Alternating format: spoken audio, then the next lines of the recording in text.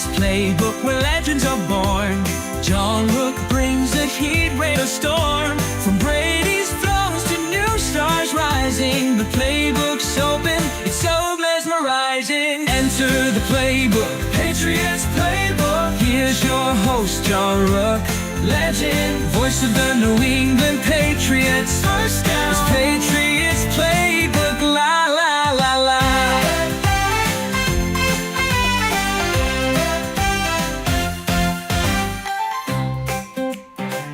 That's incredible. That truly is incredible. So that's the Christmas version of Playbook? I'm blown away by that. That was great. I'm blown away by that. That might be my favorite one. I mean, that was a bop. Can we hear that again? Can we hear that? I mean, we need a camera on Marine is what we need. He's dancing with it. Oh, yeah. He's definitely dancing. See, yeah, that's what I was thinking, right? It's like, it sounds like it's from the 60s. Little Carlton Banks. Yeah. Carlton Banks. Yeah. Doing the Carlton in there. Yeah. Voice of the New England Patriots. I'm blown away by that. La la la la. It's like music when you were a kid, right, John? Could be. Yeah. Could be. Could be. That's amazing. Hey, good job, Maureen. Good job. All right. That's our Christmas version, right? Our opening Christmas version today. This is a little different for us. No question about it. A little different for us today. We decided because of the holiday, clearly, I think in the past what we've done on New Year's, not New Year's, well, New Year's too for that matter, Christmas Eve, we were able to get done a little early in the afternoon so everybody could have the afternoon off to be with their families and such. And then we were like, you know what? Why don't? Because the show is normally late, a little bit later this year anyway. Because we've got all these elaborate sets in here in the studio, and Maureen needs the time to break them all down and move all the furniture back and forth, and that kind of makes his job as he comes in right here and he's beginning to kind of get the computers and everything together. And this is awesome, by the way. See, because you're on right there. See, look, there he is. See, he looks like Kilroy was here. Look at that. I told him keep me off camera. Listen, no, you should be on camera today because here's the guy that actually makes all of our shows run. That's true. Well, right here. That's true. And so we have to give the one hand of applause to. Put the lights on the bald head. Don't worry. No, we wanted to do a little bit of an earlier show today, largely so that way we could spend a little time with you guys. Being the holiday such as it is, everybody's going to try to get home and be with family today and tomorrow. And normally our show is on Wednesdays, and it just so happens that the holidays are on Wednesday this year. So we're backing it up. Next week, I think we decided we're going to do Thursday, right?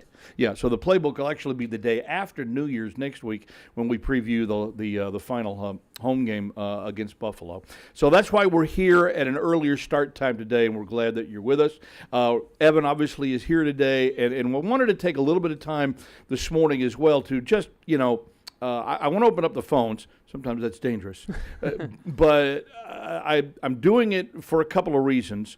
But the primary reason here is that it is our holiday here. There are a lot of things, it's almost like Thanksgiving, a lot of things that, we're thankful for. But I wanted to share a few, holiday memories with you today, because I was thinking, earlier this week about some of the first sports-related gifts that I had ever received in my life, and here I am. I'm an old dude, and I still remember them from when I was 10, 11, 12 years old. And so I wanted to take a couple of moments to just basically ask you, largely, what's your favorite football memory over the holidays? It's a good one. Do you have a favorite football memory over the holidays? I do, and I'll share it with you in a little bit. I'll give Evan a chance to think about his, perhaps, because he's much younger than I am, so he probably doesn't have as many years to go by. But I wanted to share a little bit of that with you today, largely because, we sit here every week and we nitpick and we complain and we look ahead to the future. And frankly, I was extraordinarily, surprised, number one. But I don't know. Was I proud? Was I happy? Was I glad? I don't know. But I thought the first half performance against the Bills in Buffalo was hugely unexpected. Now, again, I know what happened in the second half. 3 turnovers that killed you. You're dead. And you're not going to beat anybody, much less, one of the better teams in the NFL like that because of that. But, I mean, that's also a problem that we've known with this football team all season long. So I don't think that we really should be stunned or surprised by that. That's just who this team is. Yeah. It's an imperfect team. But the one thing that I learned from the game at Buffalo this week, Evan, was these guys are not quitting on Gerard. And so we've speculated here, as they have in the Boston media and throughout a lot of the national media over the course of the last several weeks, whether or not Gerard would even keep his job. Are the Crafts doing the right thing by keeping him on? And, he said, and you and I have largely been in agreement here. We never really thought that he was in danger for next year, unless, of course, something really catastrophic happened over these last 3 weeks. And we didn't get that. We didn't get that this week. We got fight. We got effort. We saw the Patriots battle toe-to-toe with one of the NFL's best. Yeah, they committed self-inflicted wounds, and I think that's just who this team is, and these are things that all need to be addressed. But I would tell you that, while a lot of times the preparedness is on the coaching staff, there is a certain amount of this that you do have to lay on the players. And when players, and I'm going to use him as an example here, I got to kind of call him out a little bit. Ramondre Stevenson, who was, had a hand in at least 2 of those, turnovers in the second half. The answer to trying to fix somebody like that is to put him on the bench. And he has seen a little pine time. We got Antonio Gibson, had to start early this year because of that, right? Okay, so the only way that this really changes is that you've got better depth behind them to play these people. Otherwise, you really don't have any choice. And so to me, if you're going to put blame anywhere, and we're always looking for blame, right? Everybody looks for blame. Why? Why did it happen? Why did this happen? The reason that this is happening is because there's just not enough quality depth on this team. There's very little depth to begin with. Patriots have largely gotten through, with the exception of a couple of frontline players, they've largely gotten through, I think, relatively unscathed compared to some teams in the NFL. And we're just learning that the depth just isn't any good. So this is on player personnel. And this is on then the coaches to coach up that player personnel. So then you could take a Ramondre Stevenson and put him on the bench and say, dude, we love you. You're a great back. But until you learn how to handle the football, until you know that they're coming after you and they're going to punch at it, and until you learn properly how to protect the ball, I can't put you in there. You're a liability to this team. And if this team is in position to actually contend for a playoff spot and you're leaving the ball on the ground, what would you do to you? You wouldn't play you either. Yeah.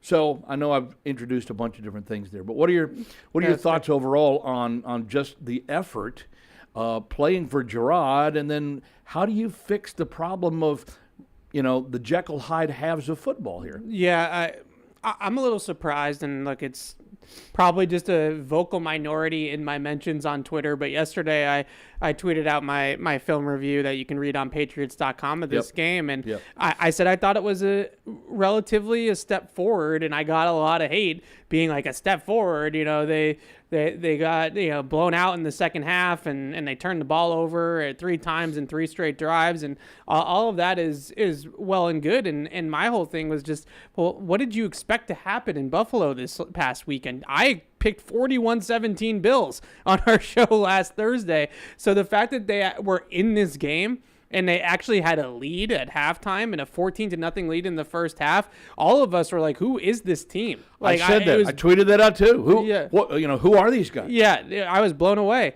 Look, I was at the game. Bills Mafia is booing their team for being down 14-0 to the Patriots. So I understand that we don't want to lower that bar, right? Where all of a sudden we're accepting mediocrity, and that's not what I'm trying to do. Yeah. But you have to look at it objectively and fairly about what the points that you were making. I think everybody points to turnovers and things of that nature and say undisciplined, poorly coached football team. I just don't think they're very good. Right, so no, they're not. So we've learned that. Yeah, so just bad teams turn the ball over. Like that's what happens. They're down in the red zone, right at the fringe high red zone area, and Drake May tries to make a play, tries to push the envelope a little bit and tries to be a little bit aggressive, and he throws a pick. Like that's a rookie quarterback making a mistake and throwing a bad ball. The routes were not good because they have issues. Like they have fundamental issues with this football team. So I don't necessarily point to Drake May's interception or the backward pass as this abomination of coaching. I pointed out that this team is not capable of playing 4 quarters of complete football to beat a team like Buffalo. Yeah. So, like, is that a coaching? Is it a talent? It's a chicken or the egg thing a little bit, I suppose. But I'm just a little bit surprised by how much I've gotten that people think that this was a bad performance still in Buffalo. No, I definitely felt like this I don't was see it. They did some good things. Like as we like to say, they put some good things on tape, John, in this game. You know, defensively, their pass defense was very, very good in this game. Very good. Offensively, they had the hot start, and Drake made some plays throughout really the entire game. And so you look at this one, and I come away feeling like, all right, if you can do that again against the Chargers, who are a team that need to win on Saturday here to clinch a playoff It'd spot, be a ball game, right? then we'll be all right. Yeah, you want to be a ball game. You want to be somewhat competitive. Look, I thought the only really lousy play the Patriots had was on May's interception, and yet I also thought that Austin Hooper got tackled in the end zone. Yeah. And I know that Gerard was talking about that, after the game. He questioned that call as well. Had a long conversation, I think, with the official after that play was over, too, because you could kind of see it from the sideline from the television point of view that we were looking at. And look, when you're where the Patriots are, you're not going to get these kind of calls. You're not. That's number one. Number two, you kind of are who you are. Good teams find a way to win. Bad teams usually find a way to lose. That inevitably is what happened. But I saw enough from Sunday to think these guys are still playing hard. They have not cashed in their chips on the season. They're not just kind of gliding toward the offseason here. And so that tells me, that answers the Gerard Mayo question to me once and for all. Yeah, he's got to come back another year. You need to give him a bigger stick to swing with. I'll use baseball parlance, right? Yeah. That's what you need here. And so now this is entirely incumbent upon personnel and Elliott Wolf and everybody else who's involved. They've got to bring in the personnel. You cannot whiff in this offseason on personnel. That's either through the draft or through free agency. This is the biggest year, certainly in modern-day Patriots franchise history. Yeah. You've got to bring them in. You've got to give Gerard an opportunity to compete and show us that he can coach, because these guys will fight for him. We saw it this week. You can't convince me otherwise now. I needed to see that. And I sat there, you can ask Miss Robin, okay? We sat there and we watched the game before my grandkids came over for a little early Christmas. And we're like you said, who the hell are these guys? Right. Couldn't believe it. We're shaking our heads like, whoa. Yeah. Oh, nice. Oh, great play. Oh, super tackle. What is going on? Yeah. I fully expect. You said 40, what was it? 41-17, Okay. I think is my You know what I prediction. said? Robin asked me that before the game. Well, the Patriots, you think they can hang? And I said, nope. Yeah. She said, well, you think it'll be a good game? Nope. Yeah. I said 54-10. Yeah. I saw a lot of 56-10s, 41-7. All of us on Patriots Unfiltered picked this game to be like a 30-point blowout for Buffalo. I know. And so Pom-pom waivers themselves, Yeah, right? They all took the Bills by 30. yeah, so if we're saying that, then and they come into the game and they compete and they have a lead. Yeah. And I went to school in upstate New York at the college. Shout out Bombers, right? And I have a lot of friends that are Bills fans, Sure. from the Western New York area. Yeah. And the prevailing thought from just the enemy lines, thing, the prevailing thought from the other side after the game, they texted me, and a lot of them were scared, were worried, and I was like, "What are you worried about? Like, you guys you're a wagon. Like, what are you worried about?" And the responses that I was getting from them, and now some of this is just Bills fandom PTSD. Sure. They know that this is what they tend to do, right? They'll find a way to choke at some point, and that's what happens in Buffalo. But they were genuinely concerned about the future because of Drake May. Like, they're looking at Drake May and they're like, uh-oh. Oh, yeah. Like, the Patriots got a quarterback. They got themselves one, yeah. Yeah, and so now they're like looking at it. They, we're all talking Josh Allen comparisons and things like that. Which are appropriate, I think. Yeah, and so they're sitting there saying, if they figure this out around him, if they build up the roster and they have the right coaching and all that kind of stuff, 2-3 years from now, right? And then you just listen to that in comparison to how a lot of Patriots fans are reacting to these games right now, and it just is totally polar opposite. Yeah, so right. take it from a fan base that understands rebuilds and understands, how it goes early on in a talented but young quarterback's career.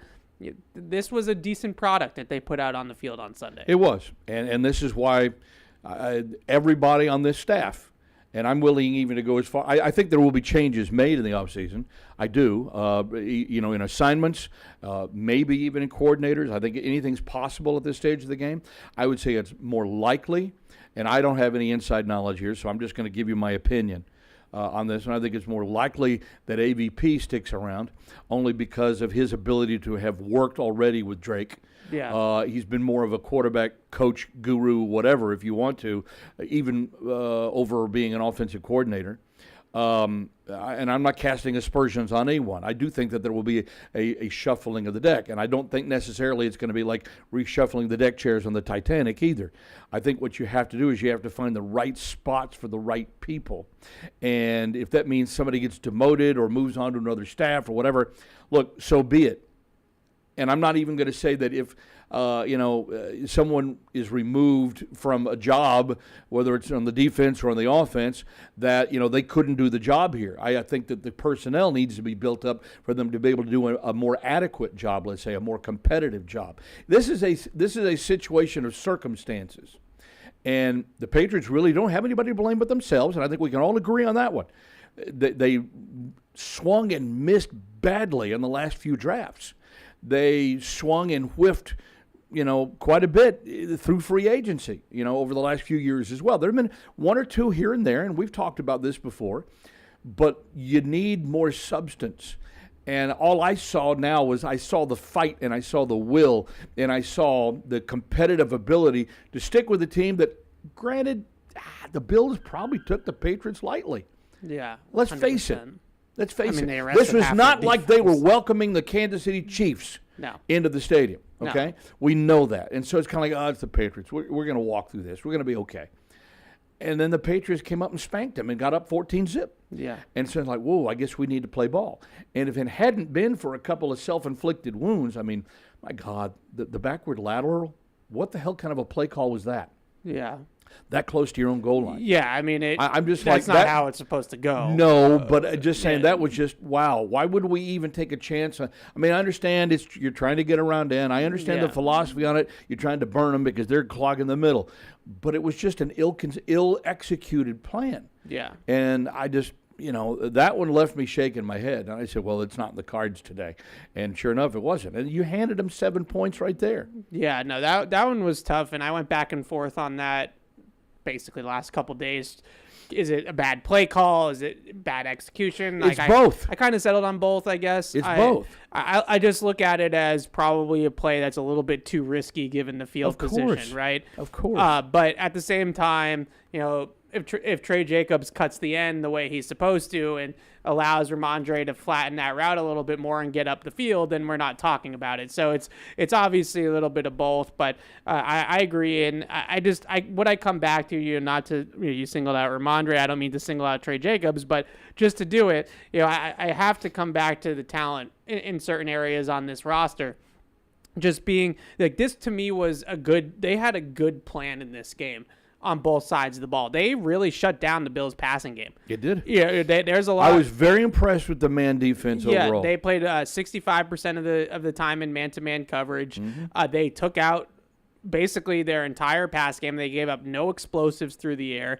This was the lowest amount of passing yards that Josh Allen's had a game against the Patriots since the win game in 2021, which was obviously a condition-based type of performance by Josh Allen. So we're talking about 6-7 games in a row against Josh Allen, basically just owning the Patriots. Yeah, right. And they came into this game and they had a very, very good plan. I thought that they got him to revert to some of his bad habits of like hunting big plays and playing hero ball and running around out of structure and things like that that he can tend to get into, and they sort of baited him into those types of things. He didn't take the profits underneath the defense like he normally does against the Patriots, right, and play patient. They took Khalil Shakir out of this game, who's like the engine of their offense. When we talk about Patriots offenses of old, we always talk about, the Edelmans and the Welkers and the Troy Browns, like those slot receivers that I'm waiting for the ghost of Stephon Diggs to show up. Yeah. And so, well, it's funny that you bring up Diggs. Shakir is their engine, right? Yeah, like he right. is the guy, he's their leading receiver. Jonathan Jones, game ball to him if they had won this game. Fantastic job in man-to-man on Khalil Shakir. Like just absolutely great Jonathan Jones performance. But I did have that thought about Stephon Diggs, and when you look at this Bills receiving room, it's not a bad wide receiver room that they have in Buffalo, but they don't have a Stephon Diggs that is just uncoverable in single coverage, right? Like that guy that if you put him man-to-man against the corner, like he's going to win that matchup more times than not. So because of that, they really just weren't all that threatened, I don't think, by the Bills. And when you play a team like that doesn't have, great receivers, we see this all the time with the Patriots. The key is, you play man-to-man against those kind of teams, right? Yeah. Because if you play zone, it's that we're going to try to take out the scheme. We're going to try to make the quarterback dice us up. We're going to try to, march down the field. When you play man-to-man, you're saying we're going to take out the receivers and just put it all in the quarterback's hands to go out there and be a hero. And that's what the Patriots were able to do this week, and their man-to-man defense was really, really good. I mean, after this game, Josh Allen's getting questions from Bills reporters like, if other teams do this to you guys, like, what are you going to do? Yeah. That sort of thing. So that was the most, I would say, encouraging sign. I really wanted to see, did DeMarcus Covington and Gerard Mayo have something for Josh Allen? This is their first time against Josh Allen in their current roles with the Patriots. Did they have any answers to the Josh Allen problem? And I thought I came out of this game saying 17 points, 156 passing yards. There were some answers there. They did a nice job. Well, clearly whether or not, they had any definitive answers will be decided over the course of the next couple of years. I've got to tell you, though, that I think that there's enough there to where you might have to start making a few decisions about some of the younger personnel on this Patriots team and whether or not they're, really worth keeping around, whether it's this year or next year, depending on their contractual situations. I think there's enough there to where you certainly want to bring some guys back that maybe you didn't think about. I think also there's enough there to decide definitively where this team can take its biggest step forward next year. I'm going to give you, for instance, on that one. I watched, obviously, my Longhorns in the college football playoff game against Clemson, okay? I saw Kelvin Banks open up the most monstrous hole on the left side, for Jaden Blue, actually, was the running back. Went 77 yards for a touchdown after Clemson got back into the game. And I'm thinking, I want him. Jaden Blue would be nice, but no, I want Kelvin Banks. Yeah. Kelvin Banks, he's got size, he's got ability, he's got arm length, he's got all of the tools that you need for a prototypical left tackle. Now, I know everybody likes Will Campbell from LSU. There are some others names that have been mentioned, but based on what I've seen, and I've got a little bit of orange-blooded bias in this one. But maybe a little bit. Sure, but I want Patriots fans. I want you guys to watch the CFP. I want you to watch the playoff game. All right, Texas is going to play Arizona State next week, Peach Bowl on New Year's Day. all right, in the next round of the playoffs. It's weird to say that. I'm just sorry. It's weird, but it's kind of cool, actually, in the same regard. Arizona State, please. I know. They won the Big 12. Cool. I know. But you They're gonna notice lose by that 3 touchdowns. the 4 quarterfinal games, Texas is the biggest spread. Yeah. They're a 14-point favorite. And I don't know that they're 14 points better than Arizona State. We had to have this playoff so that we could have a 14-point favorite in the quarterfinals. Listen, Yeah. Good job, college football. Good job. Yeah, well, okay. Look, Sorry. I understand. I know you're okay. You can rant that. I think it's perfect. It's fine. It's fine. Yeah. Our problem is that in this country we're worried so much about everybody playing everybody and relative measure, and so it's what I would call the NCAA tournamentization of everything we're doing in life. This is why we have the stupid NBA Cup during the regular season of the NBA. That is the most lame thing in season I have ever had. It's why All-Star games stink. No one wants to play anymore in All-Star games. Yeah. They are absolutely superfluous. There's no place for anything All-Star anywhere at all. Nobody plays. The entire NBA season, by the way, is like one big long All-Star game because everybody wants to jack up threes. Nobody wants to play defense. No, okay? that's not true. Yes, it is true. It's not true. It absolutely 110% true. Everybody's jacking up threes, and no one wants to play defense. Okay? The NFL, if we allow it to, it's going to go that route as well. I don't want it to. College football starting to move that direction with the playoff, but I understand there's so much money to be made. That's why it's me. So, okay, now we got that out of the way. We digress. We have digressed. Yeah. We like to digress a lot on the show, as you well know. You got to watch Kelvin Banks. I know you've seen him. Yeah. We're going to start looking at these guys more clearly over the course of the next couple of months before we get to the draft. He's going to be the guy that's going to get mentioned a lot. Is he a savior? No, I don't think anybody that would be an offensive tackle is a savior. I am not. I mean, I'm not a Travis Hunter guy. I'm not. I think he's going to be a corner in the NFL. Okay, I think he's going to be a corner. Certainly sounds out.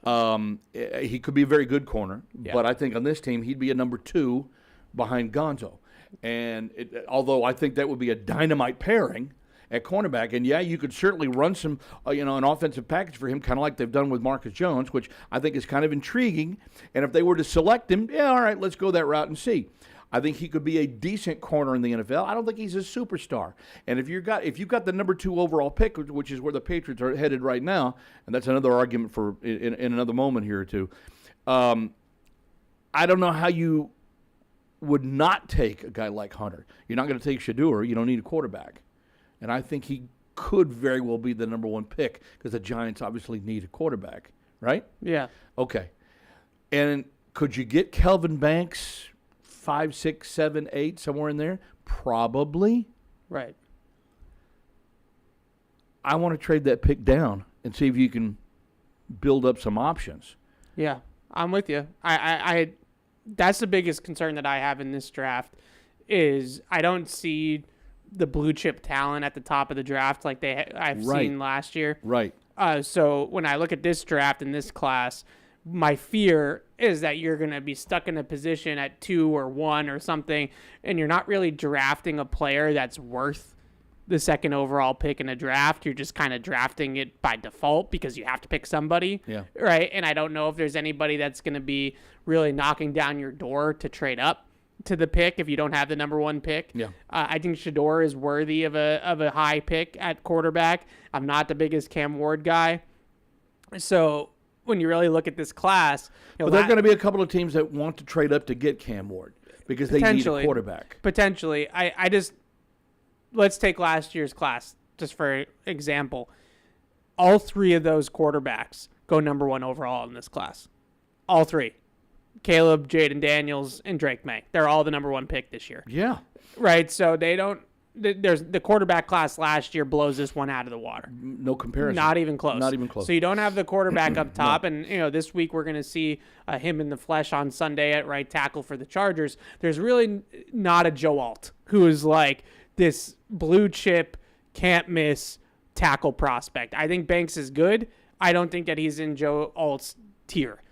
Joe Alt is 6'9", 320 pounds, and moves like a ballerina. Right, like that. Those guys just don't exist too much on planet Earth. So he We'll is get a nice look at him this week. So. yeah, he's fantastic. Like he is really just like cut from sculpted to play tackle in the NFL, right? Like that's what you would want. Prototypical left tackle. Yeah. And so do I think that player exists in this draft? Not necessarily. What I like about Banks, you pointed out the run blocking, like that's what pops off the tape immediately is how he's able to move the line of scrimmage and get into his blocks in the run game and really create he gets movement. such unbelievable leverage on the defender. Yeah. The only chance that I've seen, and I've watched him a lot, obviously I watch every Longhorn game, but where I think Kelvin Banks has an issue potentially is at the point of attack on the line of scrimmage with quick rush ends. Yeah. Okay? If they can, get by him with a swim move or whatever it is off that initial point of attack, that's where there could be difficult. But I would argue that anybody is going to give you trouble if you've got that quick move like that. Any tackle that exists, unless, of course, you're a man mountain like Joe Alt or someone like that. Right. And I think that Kelvin has at least the arm length. And again, I can't get all scientific on this one, but I think he's got enough to be able to, he's got some hand-eye coordination. Yeah. He's quick with it. I think he's only allowed like 2 pressures all year. Yeah, like those numbers are always, because the types of offenses that they play in college, like it's a lot of RPO, it's a lot of quick reads and things like that. Yeah, but still, I like a lot of the tools with him. The biggest concern that I had in the games that I watched, and I'll say one nice thing about the college football playoff here in a second, but one of the things that I noticed when I watched him was, like you're saying, kind of pushing guys around the corner, around the arc there. Like it's usually, he can be on the line there of, usually like to get guys to 10 yards behind the quarterback. Like sometimes it's 8, 9, we're right on the line where the speed rushers, those guys that can really eat up ground off the edge, like they'll get around him a little bit. That's one concern that some teams might view him more as like a guard because of that, because he doesn't have that ability on an island to really protect his edge at all times. So now to go to the college football playoff, the one cool thing about it for the draft is that this is the top competition in college football going up against each other. Yep. So you have multiple games now, playoff games basically, of these guys. And, do you see Abdul Carter versus Kelvin Banks? Does he get another crack at Georgia, who gave him some problems in the regular season? Like, if you can go and see those matchups again, then you can see how he handles NFL caliber rushers. Yeah, and how he's learned, how he's grown, how he's, figured it out. I mean, he's still a young guy. Yeah. I think he's not even 21 yet. I think his 21st birthday is coming up. Yeah. So you got a young prospect here. A lot of extraordinarily guys in this draft moldable. He's still like a piece of clay. You can kind of make him whatever you want to make him. So I think I see enough there. I'm thinking, okay, maybe not the number 2 pick in the draft, but you've got other teams behind you that probably need a quarterback or need some kind of a playmaker that you don't necessarily need. Can you figure out a way to move down a few slots? I know you don't want to mess around to the point where you give up an opportunity to go get the guy that you want, because I'm of the opinion, I don't care where he is and where you are. If that's the guy you want, take him. I'm not so fixated on, but you took him at 3 instead of 6. How you could have taken him? No. I don't buy that. It's not a perfect world. You want the guy, go get the guy. And I think there's a little bit of that element here. So it'll be interesting to see how anxious other teams would be to move up, and can the Patriots do business with them to where they might be able to give themselves another pick later on and still get their guy. Here's the good part about it. If for some reason Banks slips away from you, Campbell would be sitting there waiting. Now, I don't even know, I've only seen tape of Campbell. I mean, is he worth taking at 6, 7, or 8? I don't know. But again, if he's your guy, you got to go get him. Yeah. And that's my big thing right now, because this team has to make a definitive decision on these are the guys that we want to go to battle with. We got to go get them. And not best available or no. If this is our guy, let's put our scouting staff to the test here. We like this guy over everybody else at his position. We got to find a way to get the majority of those guys in this upcoming draft. Yeah, that's totally fair. With Campbell, I would just say they're different players. Campbell is a twitched up mover. Like, he's an explosive, very, very light on his feet. He's more compact, though, I think, at the point of attack, is he not? Yeah, I mean, he's smaller. Yeah, he's a smaller guy. Yeah, he doesn't necessarily have the ideal length and stuff like that. But he's a explosive, twitched up athlete, right? Like he doesn't move like a tackle, or an offensive lineman. He moves like a nimbler, lighter guy than what he actually is. So his ability to just redirect and mirror guys in the pass rush is just pretty exceptional. Like he just got that ability to just I'm 1-on-1 against you, and you're not getting around me. Smart dude. Yeah. Now maybe he might go through you because of your length and your issues there, but he's not going to go around a guy like Will Campbell. So that's a really that's a flavor thing to me. It's like, do you want the heavy-handed, people-moving right tackle, left tackle prospect, or do you want the dancer, right? Do you want the guy that is going to pass protect at a really high level? That's you want Muhammad Ali or Joe Frazier? Yeah, like that. That's how it is a lot in the draft. Like I'm not swooning over Tet McMillan, the receiver from Arizona. I know a lot of people are. It's just not my cup of tea. Like that's not the skill set that I particularly love. Now, Luther Burden from Missouri, that's my cup of tea, right? That type of guy is a guy that I just love guys like that are explosive, create big plays, get open at the top of the route. Shocker, I want receivers to get open. I know that's like, a foreign concept. But that's what it is to me with Will Campbell and Calvin Banks too. Yeah. And if you look at what the Patriots want to do, it's a question, are they going to be outside zone? Like, is that what they want to do? Do they want to be a zone run blocking team? Typically, when you're a zone run blocking team, your tackles need to be athletic, right? They need to be able to get out. They need to be able to get out of their stance. They need to be able to reach. They need to be able to block in space, like those types of things. See, and I think Kelvin can do that. I think he can do all of that. Is he a superior athlete to Will Campbell? No, probably not. But I think he's got the best of all the qualities that you're looking for. Would Campbell be able to fit? Yeah, because especially if you're going to, do some of that zone blocking and you need athletes, out of tackle, I think you'd be okay. But listen, go back and look at it on that touchdown run that Blue had against Clemson. And, I mean, Evan, you could have run through that hole. I could have run through that hole. It was remarkable. And, in fact, I think who the hell were the announcers on that one? Dusty Dvoracek, I think, was one. Okay, I don't know. But, he couldn't stop gushing over it. And so I'm thinking that was it was a remarkable play.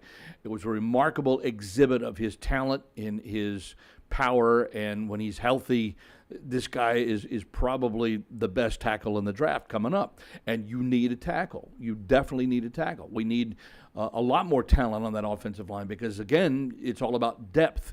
We talked about that. We saw the effort against Buffalo this past weekend. The effort's there, but the problem is you can't sit guys down when they make mistakes, or you need to coach them up or whatever because they need to be in there because you don't have the serviceable depth behind them. So this team needs everything. This team needs starters. Like on the Needs line, starters. And some of those starters need to be moved to the second team, and then now you've got depth. Yeah. And this is what you need to be a championship contender again. We've said this now for the better part of 23, 24 years that we've been doing this show, okay? He who has the most toys at the end wins. Yeah. These are the teams that go far in the postseason. You not only have the talented starters, but you got the serviceable depth behind you. I mean, the Patriots are still a good football team without Rob Gronkowski, and we know that, okay? The Patriots got to 11-5 the 1 year without Tom Brady. They didn't get to the playoffs. They still won 11 games. So all I'm saying is you had serviceable talent behind, and I'm using the two most glaring examples. But you had the depth behind it. Yes, if you develop depth, that tells you that you're also going to push your starters to the top. So I'm all about bringing guys in that are competitive. They're going to compete for jobs that look good on paper. Let's get them out there. Let's roll them through OTAs. Let's get them into minicamp. Let's get them into training camp. Let's start developing. Let's start teaching. The one criticism that we've had really consistently from this coaching staff this year has been their ability to coach guys up. That phrase is sort of a misnomer anyway. It's not really coaching them up means teaching them, but they also have to absorb what's being taught. There is a disconnect somewhere, and I think we know this. At certain positions, for sure. Certain positions, there's definitely a disconnect. So if you got a guy under contract, it's tougher to fire the player than the coach. Is the whole, Red Sox 25 players and 25 cabs thing, okay? You can't fire the man. You can't fire the players. You can fire the manager, okay? It's easier to do that even in pro football. You got guys under contract. You got guys that are serviceable. Sometimes you need a different teacher. Yeah. Sometimes you need a different instructor. Sometimes you need a different professor. Sometimes you need somebody there that are going to grab the ear of guys. Dante Scarnecchia was brilliant at getting the attention of guys on the offensive line. Brilliant. Yeah, I think what the big thing with Scar, always, and I'm his biggest fan. Like, I talk about Scar all the time. All the time. He's a legend. And one of the biggest things I think with him was that he always had the group playing as one cohesive unit, right? His big thing was always, we have to see it through the same set of eyes, right? It's one, we're 5 guys, but we're one. But we're right? acting as one. And so they were able to, at times, they were able to outperform their talent level because of how they were buttoned up together, right? And their plan and their preparation and things like that. And with this group, I think they've tried to build that continuity and those types of things. But I'll just rattle it off quickly because I think it's really relevant. And again, it's not excusing the coaching. It's just putting context behind things. At left tackle, Vidarian Lowe is a backup left tackle in the NFL. He is not a starting left tackle. He's a backup. At left guard, you have a rookie that you drafted in the 4th round. At center, Ben Brown, who was probably one of their best linemen in this game, by the way, against Buffalo. They signed him off a practice squad in the middle of the season, and he is now starting games for you. At right guard, you have an Think NFL. about that for a second, right? You have an NFL player, Mike Onwenu, right? He's an NFL guard. Right. At right tackle, Trey Jacobs was claimed off of waivers because he was released at the end of training camp. They claimed him off of waivers, and now he is starting games for you. Right? So this is not normal circumstances from a talent perspective. And that's how you get to 32nd in the league in pass block win rate. That's how you get to 32nd in the league in run blocking win rate. They are the worst offensive line in the NFL by every single metric. I don't even know, truly, I don't really even know if Scott Peters is a good offensive line coach yet, because they haven't given him anything to work with. Yeah, and so that's why I'm thinking, and I said this when we started talking today, Ev, there are a lot of guys on this staff that we just don't know enough about because the talent level hadn't been there. We don't know how well they can elevate them yet. Yeah. See, I look at it like we're really at a low-end developmental stage here. And so when you're thinking along those lines, you kind of have a tendency to start there. And so when you expect nothing, you're probably going to get nothing. The expectations need to be higher. The expectations here need to be greater than what they have been, okay? You can't go into this thinking this guy's serviceable, we can play him here. No, I want the best possible at this position. And you have to go into it that way. I'm not sure that our staff has done that. And I think if we're going to be critical of anybody here, I think we have to set our sights higher on the talent that you can bring in here. Now, yeah, some guys wanted to play here in the past. Maybe some players don't want to play here now. I think we saw that in the offseason with all the free agent moves and the wide receivers and all that stuff that went on earlier. All right, that's fine. Next available up. Give them the opportunity. And if they don't pan out, move on quickly. We need to have more swift, decisive decision-making. And I think that's hindering us more than anything else because it's kind of like, oh, I don't know. Oh, well, maybe he can. Maybe let's try that. No. Stop that. Yeah. Stop that. Somebody has to make the call for better or for worse. And even if it's for worse, you've got time, I would argue, to cover your tracks and to build back up again because we haven't even we're not into 2025 yet. We're getting there, but we're not there yet. There's still 2 weeks left in this regular season. Should be on the field auditions for 2025. 100%. We said that 2 weeks ago. Coaches too. Everybody. Yeah. Personnel people, ownership, announcers, these are auditions for 2025. Yeah. I don't know about you, but Saturday, I'm going to bring it. Oh. Is that okay? Fired up. I'm going to bring it. I'm not happy that the game is on Saturday. I am. Okay, I know you are. Well, I'm Ecstatic. going to give you a little insight here. All right, I got to give you a little insight. All right, Love it. I was asked by a national radio network to do the play-by-play for the radio play-by-play for the Fenway Bowl, Oh, that's very cool. but I couldn't take the job Yeah, that stinks. because the NFL decided to flex this game to roughly 2 hours after the Fenway Bowl. Well, yeah, I know Drake's pretty upset that he can't go to the Fenway And Bowl I don't too. blame Drake. Yeah. I'm right there with him. Hell, I'd carpool with him to the game. Yeah. John got me the job with him. Yeah, Matt was going to come do the game too. I hired him as the engineer for the game. that's very nice. Yeah. And it didn't work out because the NFL said, nah, we need the Patriots and the Chargers on Saturday at 1 Eastern. So you have What? extenuating circumstances to not like this, but as somebody who has to cover these games no matter when they are, love it. Absolutely love it. Saturday. Yeah, because you got your weekend, man. 100%. Saturday, 1 o'clock. 1 o'clock games are the best. You get, you're at home by a reasonable hour. I know. Then Sunday, you can watch Red Zone. You can know. chill. It's really. I It's did for have the a blast best. watching Red Zone this weekend. I watched it, the 1 o'clock games on Red Zone, and I get to do that about maybe once or twice a year. Yeah, I know. It's usually just the bye week, and maybe if they have a Thursday night game Right. or something. But I thoroughly enjoyed Red Zone. I thoroughly enjoyed it, and there wasn't Yeah. one game worth watching. I think the game that was on CBS up here in the north. I think we got regionalized the Jets and Rams. yeah, I think that was the game that was on that makes sense. Channel 4. And I was kind of like, so I said, oh, Red Zone. Yeah, yeah. And I'm firing away, and I'm just having I'm having a great old time watching Red Oh yeah, Zone. It was awesome. It's great. That's one of the best inventions that the NFL. I will slam the NFL for all this flex crap, but I love the Red Zone. Great ingenious invention. Also, look, I know they played in London, so that was kind of, I tweeted out that this is Drake May's first island game, is what I would call it, right? Your only show in town, right? The whole NFL world is watching this game. I know he played in London, but like that feels a little bit different. It's out of the country. It's just not exactly the same. Right. And this is kind of like the Bills at 425. Like this is sort of like a primetime game for them, right? Like, it's the only game on at that time for the NFL. Just like with Josh Allen, there's a lot of comparisons for Drake with Justin Herbert as well.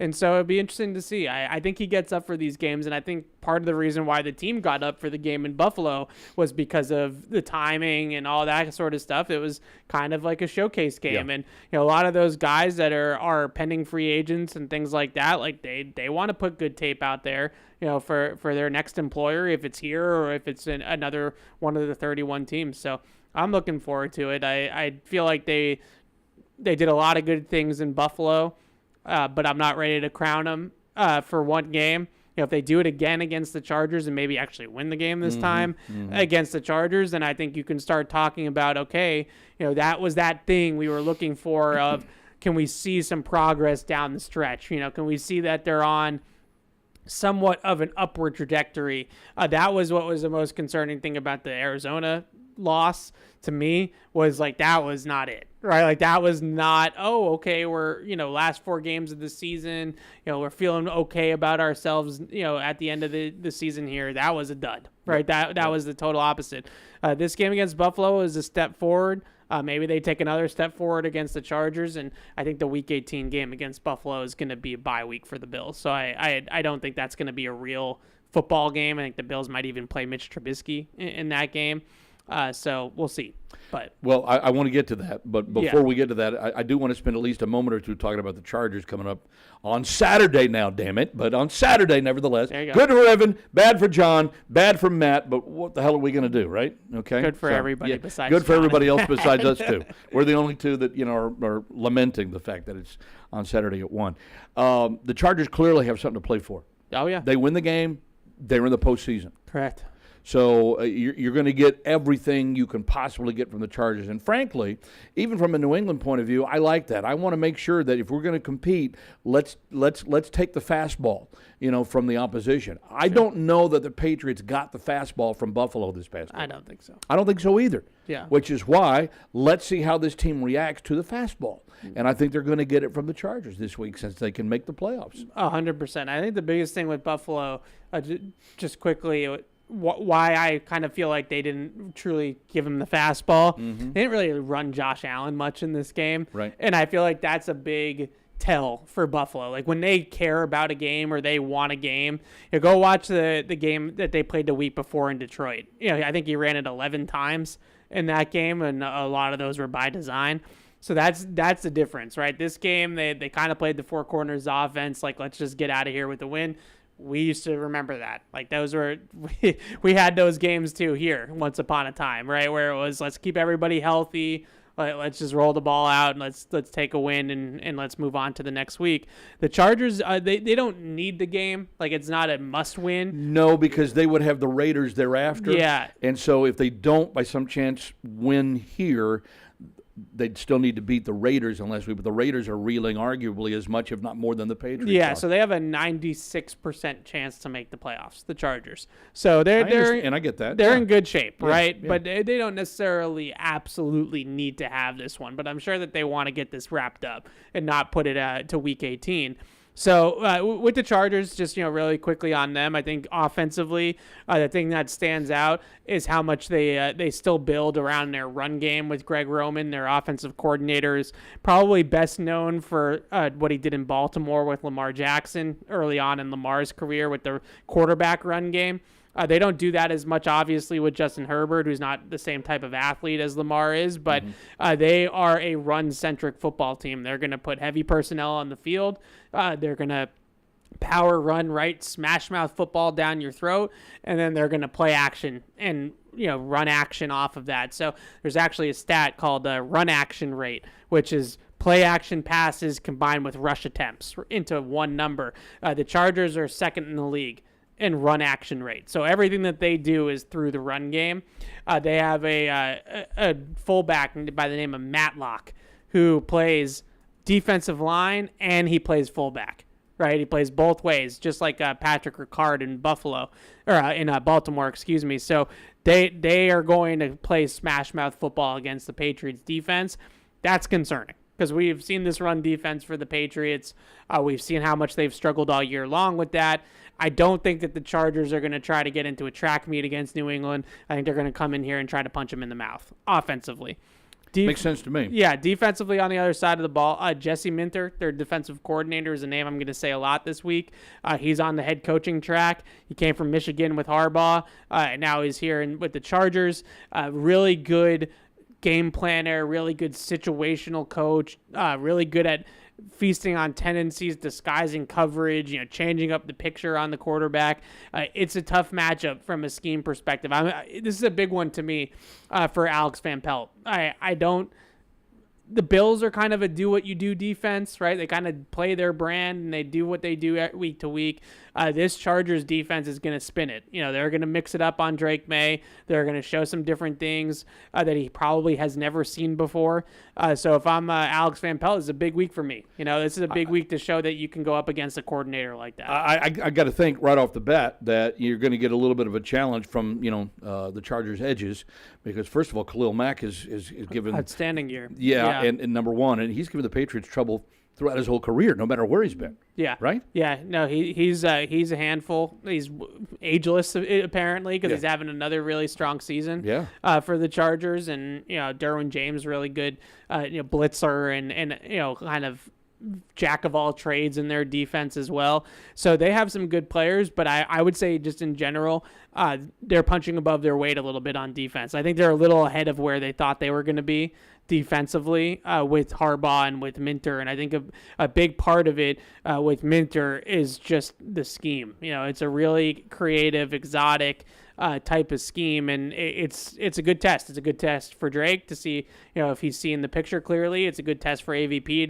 to have the answers for him to that test. So it will be fun. I think this is a good matchup in terms of like seeing what this coaching staff is made of, because that's what everybody's talking about with the Chargers is that Jim Harbaugh's come in and he's sort of brought coaching to the table with the Chargers, and now all of a sudden they're 9 wins and going to be in the playoffs and going to be a tough out. So that's a big challenge this week for the entire coaching staff. He had talent when he got there. Yeah. And now he's kind of brought, as you said, some coaching stability, if nothing else, and molding that team. And I think that's why I began the show today talking about trying to bring more talent into this organization to give the Patriots staff a chance to be able to grow with it, teach it, get it to mature. Let's find out if these guys can actually coach. Yeah. You got to bring them more talent. Yeah, and I think the great thing, too, about the Chargers, just looking at them from like a blueprint standpoint of a rebuild and that sort of thing, they drafted 3 offensive linemen in the first round over the last couple of years. Rashawn Slater, their left tackle, who's a stud, 13th overall. Zion Johnson, remember him from Boston College, their left guard. Yeah, great player. First-round pick, and then obviously Alt last year, first-round pick. So their offensive line has gone from one of the worst offensive lines one of the best. to one of the better offensive lines. And when you give a quarterback like Herbert time in a clean pocket, he's going to make plays. So they've done a really nice job there. I still think that they've got a little ways to go with their receivers. Ladd McConkey's obviously a great-looking rookie, but they don't necessarily have receivers on the outside that scare you a whole lot, so they're still kind of rebuilding that room outside of McConkey, but their line is really good. They run the ball effectively, and Herbert's awesome. So I'll tell you one of the things that I would love to see from the Patriots defensively this week is, and I know they're going to probably mix it up because I think they need to mix it up, but it wouldn't kill me to see them play mostly man like they did this last week against Buffalo. I want to, I want to see how the Patriots backs in the backfield man up against a receiver core that arguably might not be as good as the one they just faced. Yeah, I agree with that. This is definitely a man coverage type of game to me, especially because that unlocks the guys in the box to be a little bit more aggressive against the run, which they're going to need to be. But like I said, outside of McConkey, Josh Palmer is a decent player. He's a speed guy. He can get down the field. You have to worry about that. But I'm not too concerned about Quentin Johnston, Josh Palmer. Like those guys have are one-trick ponies or kind of have flaws in Johnston's case. And Ladd McConkey's the guy, right? Like he's the straw that stirs the drink. He's their Khalil Shakir. So if you can go out there just like they did against Buffalo and have some schemed man coverages to kind of take the middle of the field away and take out McConkey, then it has been at times difficult for the Chargers to move the ball. Like they're middle of the pack in points per game, DVOA. Offensively, and the big reason is because they don't necessarily have the firepower in the receiver room that they need to be like a top offense in the NFL.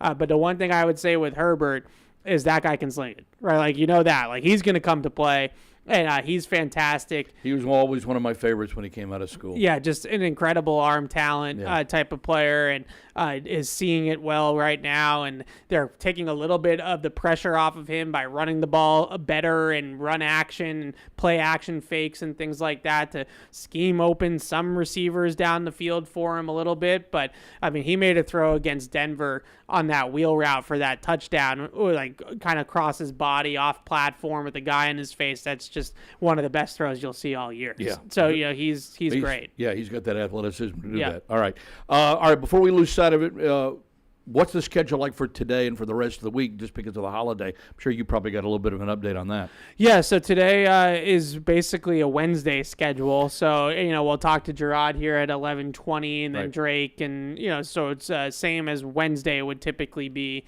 They're off tomorrow for Christmas, and that's why we're here today with the full media schedule. And then Thursday is another full day, kind of like a typical Thursday. They just Thursday. moved their off day, basically, middle of the week to give everybody the holiday. So instead of Tuesday being the off day, they made Wednesday the off day. The one curveball was obviously the game being on Saturday instead of Sunday, so they lose a day for preparation purposes. So they're only going to have 2 formal practices this week, but they will have walkthroughs and stuff like that on Friday and Saturday. So it's only 2 official practices, but why aren't they practicing? Right. They'll be here. Yeah. They'll be here. All right, so let me set the table again, what we talked about almost an hour ago. I love the fact that Evan and I can just spin things out, and all of a sudden we look up and an hour's gone, so which That's is what we great. do. But that's the best part of doing this. Yeah. Because we consider we just talk football, and hopefully you guys will, enjoy some of that as well. And I want you in on the conversation today as well. 855-PATS-500 is the toll-free telephone number, 855-PATS-500. Certainly, about the Buffalo game, about the Chargers game, anything that's going on in the NFL right now, that's all on the table. But before I let Evan go, I want him to answer the question that I kind of tossed out at the beginning of the program today, because we are doing a little bit different. We started earlier today, so that way we can have the afternoon. Everybody here can have the afternoon to head home, be with their families. Tomorrow's an off day, and then we pick it back up again on Thursday. I want to know what your favorite football-related holiday memory is. I want some storytelling here. I want people to tell stories. I want you to tell us why it was significant to you. I've given you almost an hour now to think about it, even though you've been yapping through most of it. But that's okay. That's all right, because I like it when you yap. That's fine. I'm going to tell mine very quickly, all right? And then I want you to take over before you go. Mine was at age 10. And this is right at my formative football years. I was just discovering that I was probably not going to be talented enough to play the sport of football. I played Pee Wee football. We called it it was a YMCA league, so we called it Gray Y football, where I grew up in Fort Worth, Texas, and loved it. Loved playing it. I just wasn't very good at it. I was learning, but I loved the scientific. I loved the figuring stuff out. I was already a huge Dallas Cowboys fan because my grandfather was a huge Cowboys fan from the day that they were born in 1960, and Eddie LeBaron was the quarterback, and all that stuff, right? I got a Dan Reeves number 30 Cowboys jersey for Christmas. My little brother, who sadly passed away a couple of months ago, he always loved to root for whoever the Cowboys were playing. And so I remember the first time that we consciously, did this, as brothers are wont to do, would have been the 1967 Ice Bowl between Green Bay and Dallas. Yeah. And my little brother, game. my brother was only 5 years old. Yeah. Okay. But he took Green Bay because it was not my team. I was anti-Green Bay, right? I was Cowboys. And he was like, okay, Packers. And so he got that Christmas that I turned 10. He got a Bart Starr jersey. Oh, no. And so I had my Dan Reeves jersey, and he had his Bart Starr jersey. We literally wore those things until they fell apart. They were on at all times. But I will remember that, number one, because it was my brother's way of sort of, I think at the time, keeping up with Big Brother. Yeah. And if you're a little brother or you're a middle child or whatever at home, you kind of know what I'm talking about. You want to do whatever you can to kind of strike a blow for yourself against your older siblings. Okay? And so he would always do that to me. And so that has lasted through the test of time. I was 10. We're talking over a half a century ago. But that is the most significant Christmas that I can remember growing up that was football-related, sports-related, because I got a Dan Reeves number 30 jersey. And this is before jerseys were even popular. Yeah.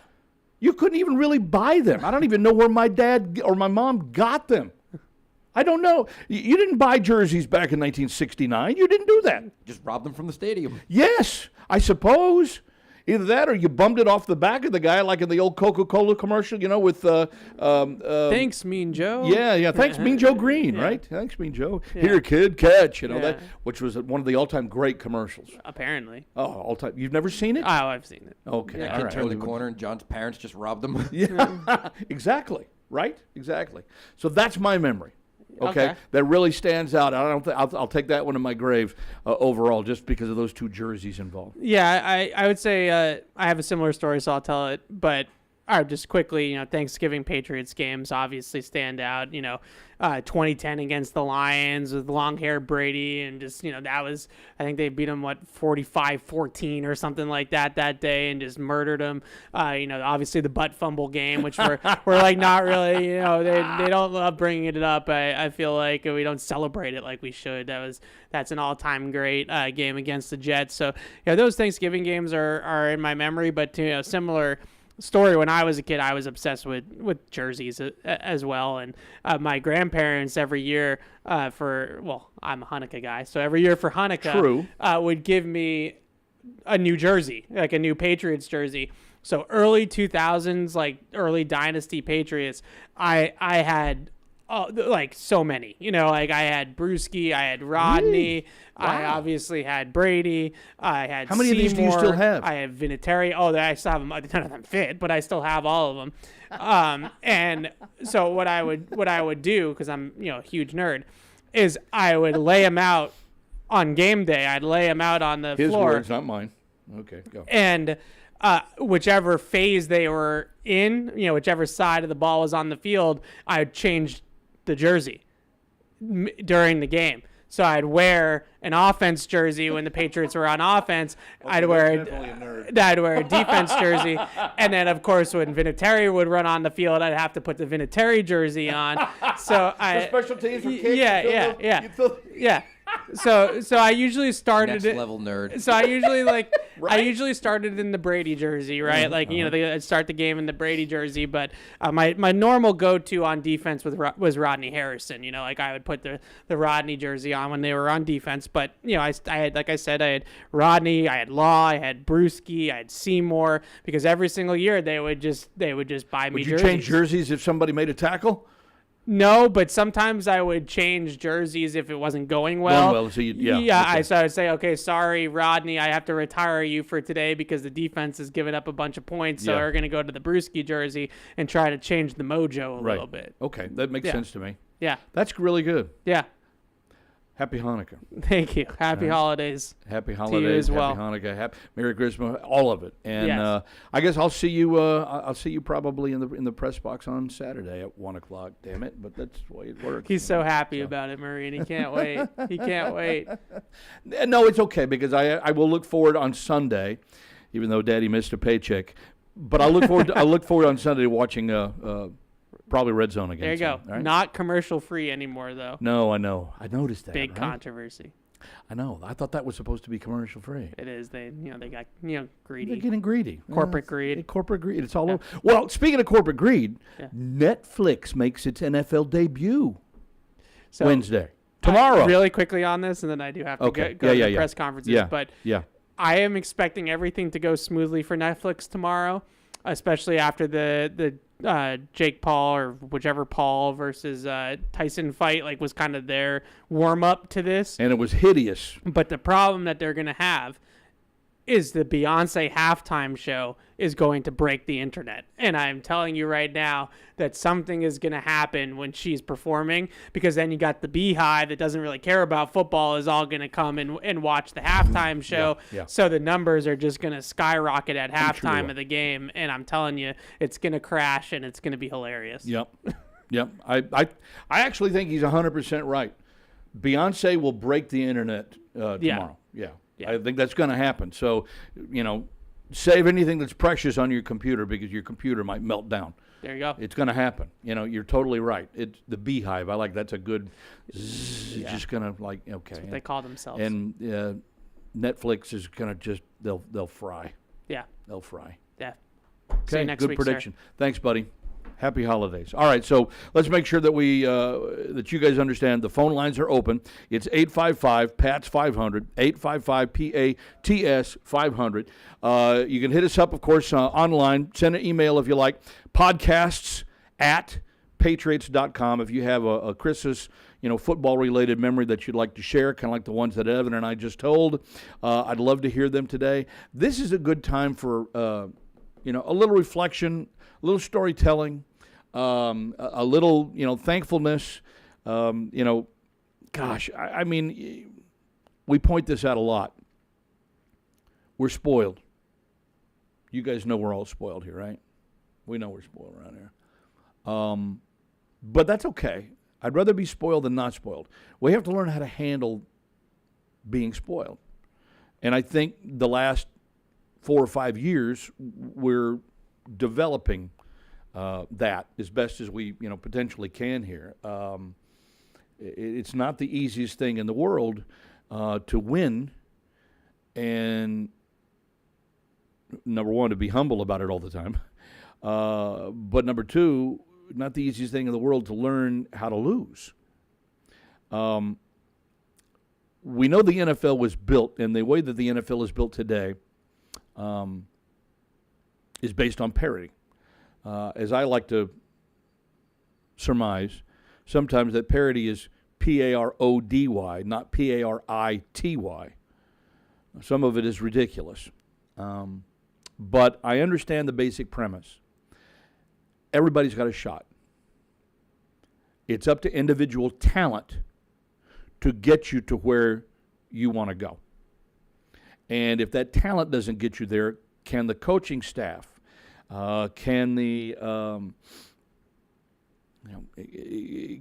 talent evaluators, can ownership, can the organization, can the franchise get you to where you want to go, or at least get you closer to where you want to go? And we're still in that discovery stage right now for these Patriots. It's happened. This is a franchise this is the 65th year of the New England Patriots' existence. Started obviously, as we all know, our history books started out as the Boston Patriots in the old AFL. 65 years, and through time, we've seen a little bit of competitiveness, but mostly mediocrity in the old AFL. You merge, get into the NFL, and you are not very good. But you got your ticket. I don't think fans, if you're old enough, kind of like me, to remember back in the late 60s, early 70s, after the AFL-NFL merger, the Patriots weren't very good. You had to be a diehard football fan to really follow the Patriots. If you were, for instance, in fact, I just had somebody send me an email not long ago. I'll give you some credit here. This one came from Scott, who says, in honor of Jim Plunkett, remember Jim Plunkett? In honor of Jim Plunkett being nominated as a senior finalist to the Pro Football Hall of Fame, which he is. A trivia quiz about Plunkett's first game as a rookie in Foxborough at the new Schaefer Stadium on September 19th, 1971. The lowly Pats beat one of the best AFC teams, the Oakland Raiders, that day, 20-6. Plunkett played quarterback for the Patriots. Who are the three quarterbacks who played that day for the Patriots? Two of them are in the Hall of Fame. You can Google this, all right? Who were the two head coaches? One of them is in the Hall of Fame. The Patriots kicker hit field goals of 46 and 22 yards that day. Who was the kicker? His more successful brother kicked for many years for both the Bills and the Giants. Raiders kicker missed a 21-yard field goal that day. Who was the kicker? He is currently in the Hall of Fame. Really good question, Scott. Really good question. All right, I'm going to give you the answers just because, this way it'll save you the trouble of, hitting the Google machine. The three quarterbacks that day, Darryl LaMonica, George Blanda, Kenny Stabler. How about that one? You don't necessarily think of Stabler being back in the early 70s. I don't. But he was there. The head coaches, John Mazur, John Madden. Yeah, that Madden, right? Mazur became the Pats head coach the previous year when Clive Rush resigned. Madden was in his third season at the time with Oakland. The kicker that day was Charlie Gogolak.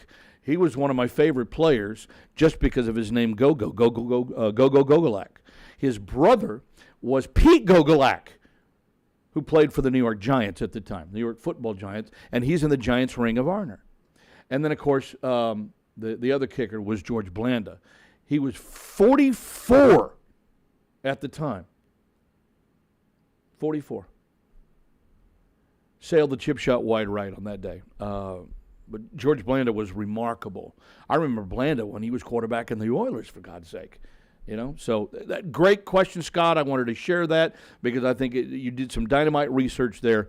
Really good stuff. Really good stuff. Thank you for sharing that with us.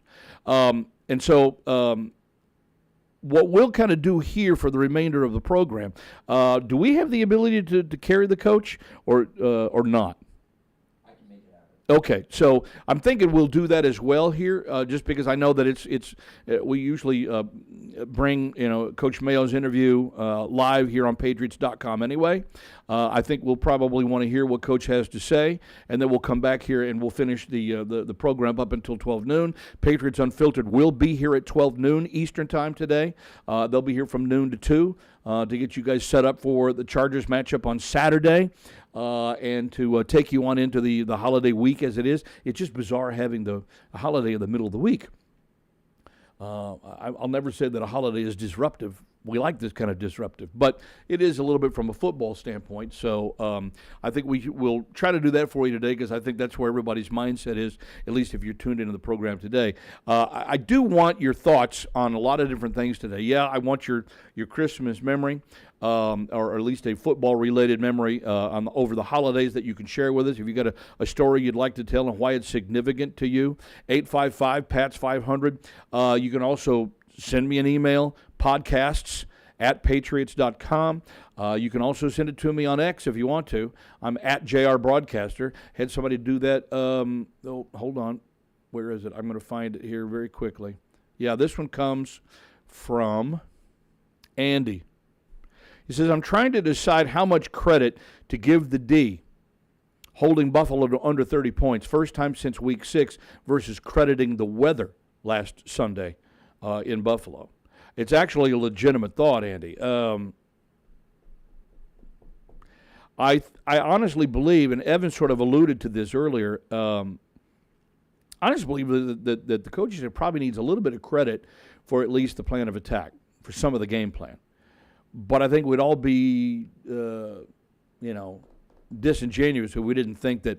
I'm not sure that a 3-11 Patriots team at the time is really going to fire up too many people. I don't care where you are, and I don't care who you are. I think the Patriots probably could have played with the Kansas City Chiefs, probably could have played with the Philadelphia Eagles, probably could have played with the Detroit Lions, and the Minnesota Vikings. If we're going to go all the potential contenders right now in the NFL, you probably could have been right there with just about everybody, simply because you're 3-11, and so there's a natural tendency to overlook your opponent because of who you are. But then once you get hit in the mouth, how do you respond? And I think that's what Buffalo did. The Patriots hit them in the mouth, got it over 14-0 lead, and then the Patriots, coughed up the ball a few times, and that ends up being a significant factor, in the game's outcome. And that's something that we've seen all season long from these Patriots. So we absolutely know. Just give me the high sign when he's ready to go, Matt. Okay. And then we'll get you over to that here on the program. So that way, no matter where you're listening to us today or watching us, on YouTube or here on Patriots.com, we'll get you to Coach. And when he's done, then we'll come back and you might have some comments. We might have some reaction to what he has to say. And so we'll take care of that. And, of course, the guys will be around at the top of the next hour to take you through. But in the meantime, 855-PATS-500. It is podcasts@patriots.com, at JR Broadcaster on X, where you can find us. And if you're a Facebook friend, you want to post on my Facebook page, you can do that, and I'll get to that one as well. I wanted to also share really quickly, and Patty, I see you on the line. I'm going to let Gerard come up here in a couple of minutes, so if you can hang on a couple of moments longer, I want to be able to give you, the microphone, so to speak, to allow you to have your time so you're not rushed through this. But I did want to spend a little bit of time, and I heard some local talk show hosts talking a little about this here, the greater Boston area earlier today and even yesterday. And while we're sort of looking back on, beginning to look back on 2024, and looking ahead, clearly the Patriots are looking ahead now to 2025 more than just about anything else at this time. I wanted to extend a little bit of thanks to Bill Belichick. Not because he's been the Patriots coach. This is for a completely different reason. Although I think we all know that, as Patriots fans, we'll be indebted to Bill Belichick for a lot of things. I personally, as a fan, I'd be indebted to Bill Parcells for turning the thought process around back in the early 90s, which is one of the reasons why I've always believed, and I am on the Patriots Hall of Fame voting committee, as many of you already know. I will continue to support Bill Parcells' candidacy for the Patriots Hall of Fame because he helped change the mindset around here 3 decades ago.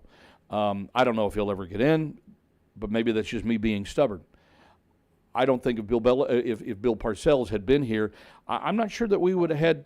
I'm not sure that we would have had 6 championships follow up. But anyway, I'll continue that thought. Let's get to Gerard, and then we'll be right back here with more of the playbook.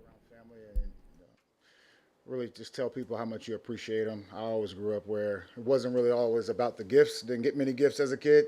My kids are growing up totally different than me, but it is what it is. My message to the team was, look, this is a huge week as far as being able to compartmentalize. When we're in the building, it's all about football. When they're outside the building, obviously they need to spend time with their family. And it's all about family at that time. And being able to do that, I think, is good to have a balanced life. The unsung heroes, all the people who are doing the shopping, taking it off of our plates here. So just wanted to give them a shout out because I couldn't imagine right now going into the stores or wrapping gifts. Never really been my thing. Moving on, this is a very good football team. A team that honestly reminds me of like the old school way of playing, going out there playing good defense, solid base technique, being able to stop the run, having those playmakers over there. And then offensively, they have a great quarterback in Herbert, but really, this team also up front, they're very talented across the board up front. And I think they work very well together, especially in the run game. And as the weather changes, and they're coming out this way, I expect them to try to run the ball, and especially how we looked last week. And so that's the challenge to the players that, look, they're going to come in here. It's no secret. They're going to want to run the ball, and we have to stop them and make them a one-dimensional team. Good running backs, obviously, is a huge, Baltimore Raven type of, flavor to this entire staff and even the players. You look at the backs that they have, a couple of them came from Baltimore. We've gone against Greg Roman multiple times, over the years. He's a very good coordinator, very experienced, and he's going to exploit your weaknesses, and I think they do a good job with that. Defensively, I've been a fan of this player for a while. He always pops off the film, is Derwin James. I think, he's just one of those guys that he's a football player, and you can tell by the way that he goes out there and plays, just his energy, enthusiasm, and the rest of the crew kind of follows his lead, in my opinion. Not to take anything away from the front guys. They have 2 very good defensive ends, and they have some big guys up front that do a good job two-gapping. But I think it all starts with Derwin, and I think we have to know, where this guy is on every single play. If he's down near the line of scrimmage, he can absolutely, rush and drop from there. If he's in the back half, he can play the deep part of the field as well. So definitely a very good player. Look, for us, we gotta be able to stay balanced, and we got to stay ahead of the sticks, stay ahead of the chains, and again, this is another opportunity against a team that really don't turn the ball over much for us to go out there and try to get after it. So, fire away. You just mentioned that that they're going to run the ball because of the weather. Well, not because I'm not. They're going to be pretty balanced, is what I would say. I would say they would. I don't know what the weather's going to be. I think it's actually going to be pretty nice. I think the last I checked, but go ahead. Sorry. No, you're good. With the run defense, that was something you mentioned that really struggled this last game, and you said the 2 things that the game came down to.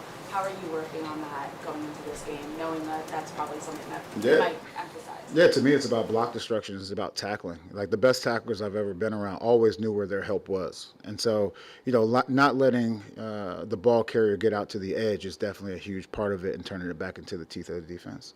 When you look at the emotion of the Arizona game versus last week, what did you see as the difference, and how do you get that out of your team on a weekly basis? Because it seemed like they had that passion from the start Sunday.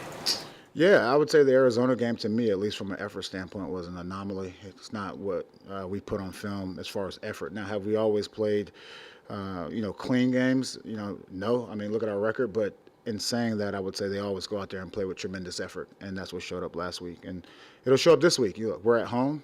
We got to protect home field, and that's the goal. You guys have had a number of different guys wearing the green dot since Jawan went down. How much of a challenge has that been? I would say, all of those guys that have had the green dot throughout the year have done a good job in doing it.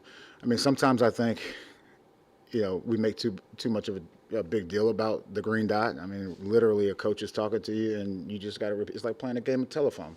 And saying that, though, the adjustments after that are always difficult. Look, we have some good communicators on defense. You have Duggar, of course, and Jelani and Ellis. All those guys have done a pretty good job as far as that is concerned. Gerard, I know each turnover has its own story, and perhaps there's no common link.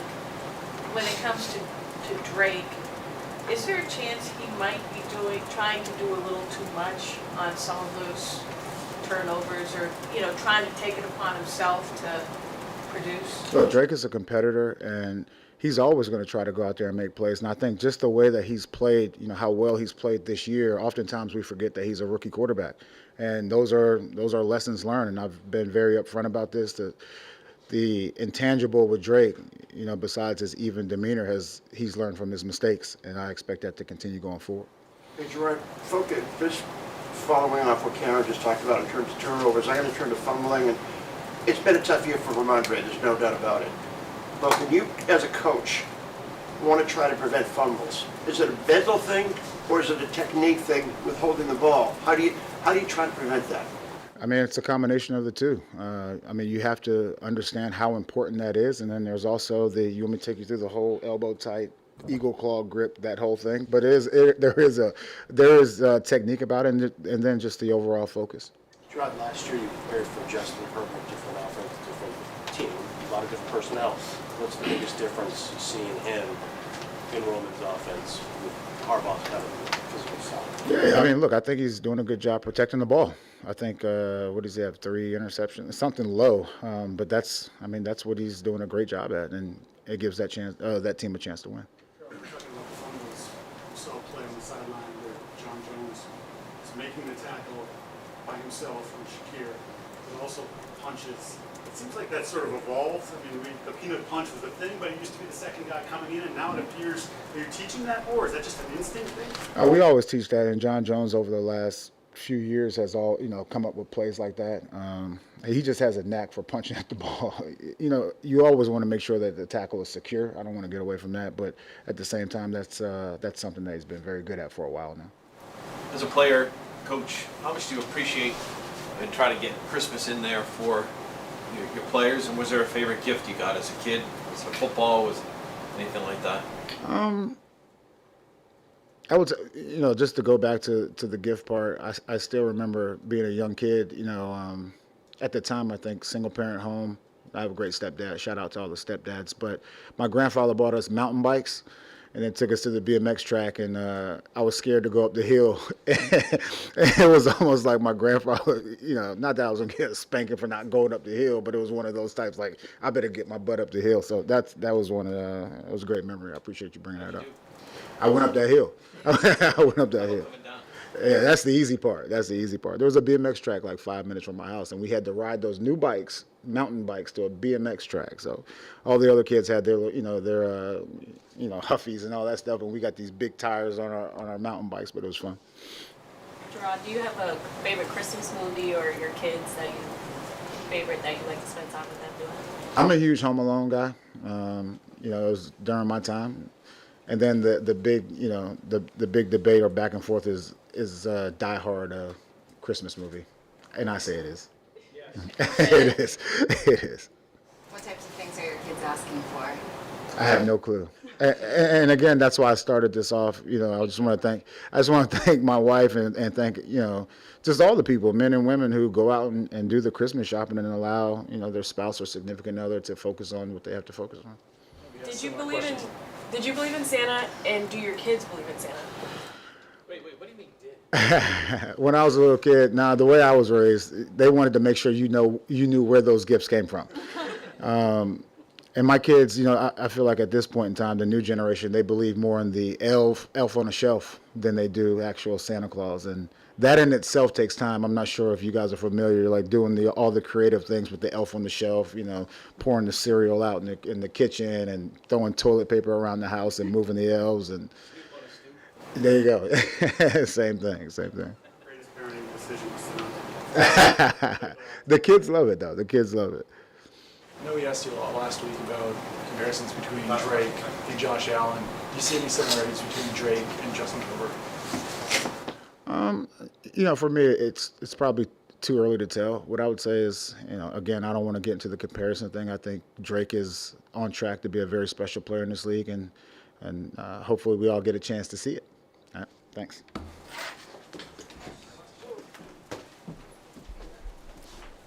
Figures, Gerard, we finished right as I took a bite of Christmas crack, right? It really would. I love the fact that he takes the time to be able to reminisce a little bit as well, because that's what this time of year is all about. And I also think that, for the most part, he's been very upfront and very, I think, honest and open about the mistakes that this football team has made. He's never really dodged anything. I think the one thing that we have to sort of remember here is that Gerard is learning how to be a head coach.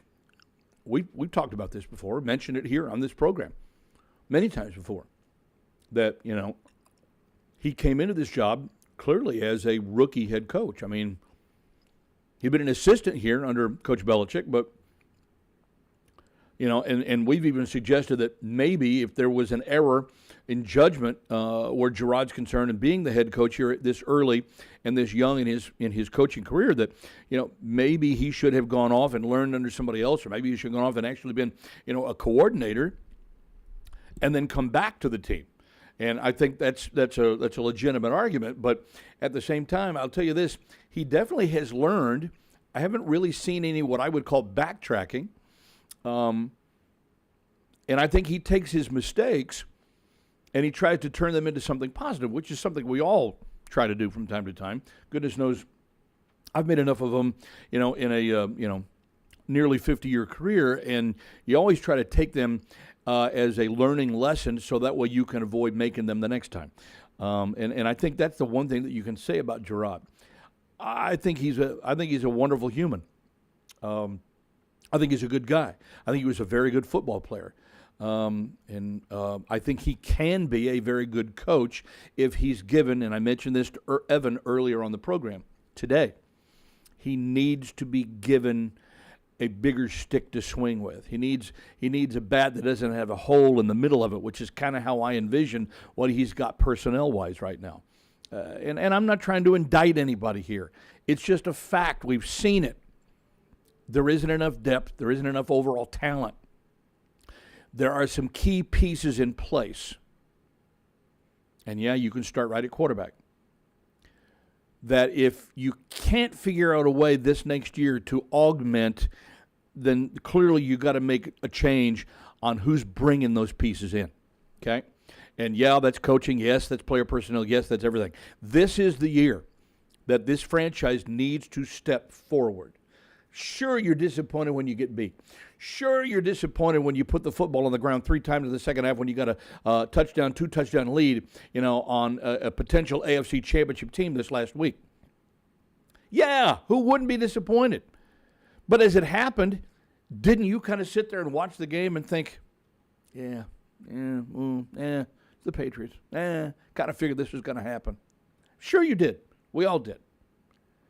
So the point now is, all right, they're going to fight. They're going to play for him, as we talked about earlier on the show today. That's what I wanted to see. That makes these last 3-4 weeks of the regular season legit in my eyes, to where I'm not going to be. I have to admit, I was one of those, that all along I've said, I don't think the Crafts will make a move. I think they'll let him hang around for another year, and I think they should. Before last week, I was wavering. I think we all have been at some point in time. You got to be honest with yourself here. And I'm wondering if he's the right person. That maybe it was time to sort of cut bait. Fish or cut bait, right? And I kind of thought, well, it might hurt, but clearly the direction that that this team was moving in was not the direction that it probably needed to go. Well, I've now swung back again after watching the game against Buffalo. And I think that's legitimate. And I'm not saying that because it's the Christmas season or anything else. I'm saying that because I saw players want to play, fight, scratch, claw, improve. Haven't seen much of that this year. And I thought the game plan was pretty good. And yeah, I believe Buffalo, it took them a while to kind of get their juices going because of who they were playing. The Patriots are not going to have that issue this week against the Chargers because, as we talked about earlier, the Chargers can clinch a playoff spot if they beat the Patriots here Saturday. So that's incentive enough right now, I think, for the Chargers, and I think they will full well bring it. And I want to see how the Patriots react to that.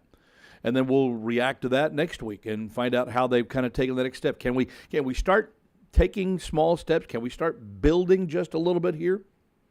And if you can do that, can you create a foundation now before the end of the regular season to where you can actually have something to build a house, build a franchise, build a championship team on top of? I don't know. That's kind of where we have to go, but I think we all have to kind of start from that point. All right, 855-PATS-500. We've still got about a half an hour, a little less than that, here before Patriots Unfiltered will jump in here on Patriots.com radio and then take you guys to holiday time. And then we resume programming as per the normal on Thursday after the Christmas Day holiday. Patty and Agawam, thank you, Patty, for hanging in there, my man. Merry Christmas to you. Merry Christmas, John. Talk to me. What's happening today? I'm at work. Well, I figured probably only until like 3:30, but it's nice, you know. I enjoy what I do, but I want to give you my my Christmas memory. Please. Where it's kind of more or less like a holiday memory, but it goes back to 2003. And those 2 weeks, if you remember, John, the Patriots had a Saturday night game against the Jets, and that's the infamous game where Joe Namath was hitting on I can't remember. I think it was Susie Colbert, and he was like, you know, I could care less about my team struggling, you know, and but you know, more than that, those 2 weeks to close out the season were big weeks because, you know, the Colts were almost keeping pace with us that year. We had beaten them, but you know, we didn't know at that point if the 2001 team was kind of a one-off. Because, you know, they came back the next year and didn't make the playoffs. But those were 2 big weeks. And prior to that season, the Patriots had never won more than 11 games in a season. Even going back to, like, the early days, I think before they started playing 16 games, their best record was 11-3. So they were 12-2 going into those last 2 weeks.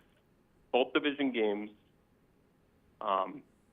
They narrowly escaped the Jets, but they beat them. And then going into week 17 that year, back in the first week, we lost 31-0 to Buffalo, and we gave them the spanking of all spankings by beating them 31-0. And it was 31-0 at halftime too. Yeah.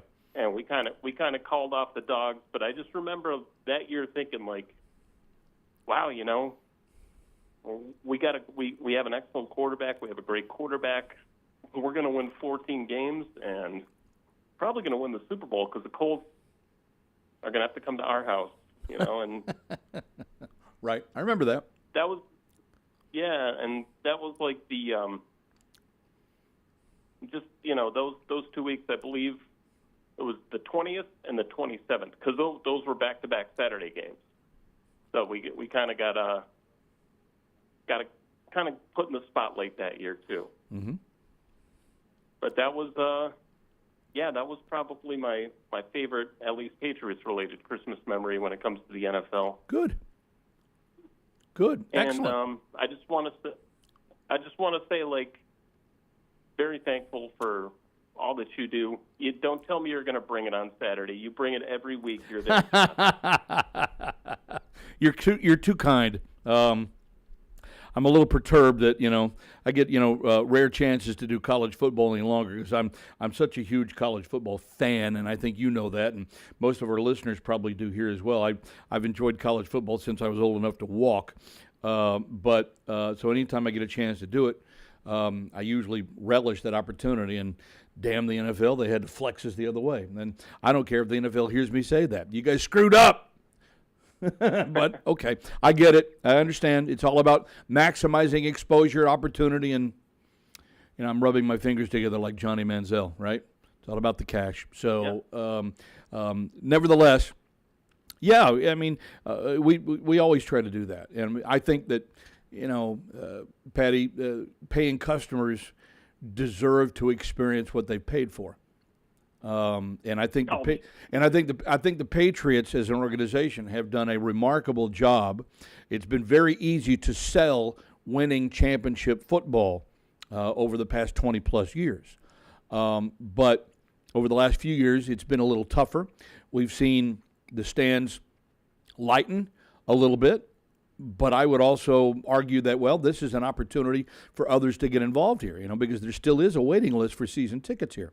And so this is an opportunity to enlighten, entertain, and inform others who haven't had the opportunity before, and maybe even create new fans. So I've never looked at a team's misfortune as, oh, my God, we suck. Oh, why do we have to do this? Oh, this is terrible. Oh, I can't watch this. No, I never looked at it like that.